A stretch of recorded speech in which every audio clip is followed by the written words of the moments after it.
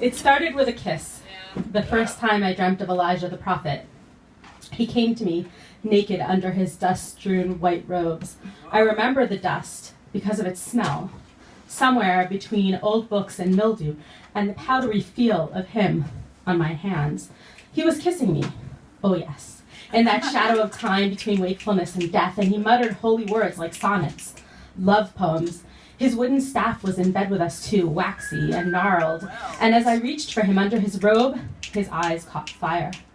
The little death, they called it. That's what came next, and I didn't know if I was in this world or the next. I woke up the next morning a bit embarrassed, searched my sheets for dusty evidence, a stain. There was nothing. Just the memory of his pale and wrinkled flesh on mine and his soft gray beard against my chest. I shook my head. I rubbed my eyes. I dreamed about making love to a long-dead geriatric prophet. What's wrong with me? All through the day, I kept seeing his eyes, that fire, feeling his breath on my neck like a cold rush of heat. Elijah the prophet? Me? Isn't Elijah supposed to come over the mountains on a white donkey? Not to me, naked in my dreams. The next time he came for me, I was ready, waiting for his kiss, dressed in shorts and a tank top, but feeling like I should be wearing frilly white cotton nightgown, something more suitable. What do prophets like in a woman? I waited for what seemed like hours. He didn't come. I couldn't sleep. I got up to make tea, something herbal, calming. I opened the window wide, looked out at the sky, drank my tea, closed my eyes, as midnight air blew in and wafted verbena-scented steam onto my face and neck like some kind of witch's brew. I climbed back into bed. I thought, drunk on the thrill of the night and my own stupidity, maybe I could seduce Elijah.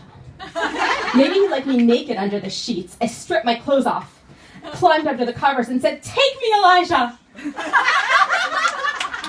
I fell asleep. I woke the next morning and grew pink as I searched my body for signs of him. Nothing. No holy stains, just the memory of his scent like dust in the rain, and his hands, rough, leathery, but indulgent and kind, suffused with the wisdom of thousands of years. Thousands of women. Was Elijah a player? Had he been visiting unsuspecting women in their beds for centuries? Preying on innocent girls? The perks of being famous and holy, let me tell you. I kept his visits as my closest guarded secrets. I mean, who would believe me anyway? But he was all I thought about, his nightly visitations full of stardust, holy language, and sex. Our kiss went on for a week, and then one night, he was gone for good. It was dark outside. I was cold, shivering. Summer was waning, and the nights were getting cold. Really cold. I flicked the switch on the kettle and went to the bathroom to wash my face, and when I came back, the water had boiled, and I made 2 cups of tea. Chai, with milk and honey. I set one out for him. It became a ritual, every night for months, until one night, months later, I had a new boyfriend. Someone closer to my age. Nobody was like Elijah, but I moved on in my own way. As we moved together under the sheets, I closed my eyes and suddenly felt a wooden staff tucked up by my side.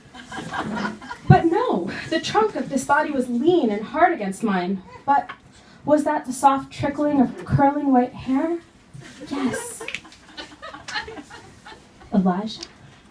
Is that you? I twined my hands in the river of his white hair that tumbled around our heads like a nest. I arched up to seek his lips and opened my eyes and stared into the fiery gaze of Shai, my boyfriend, not Elijah.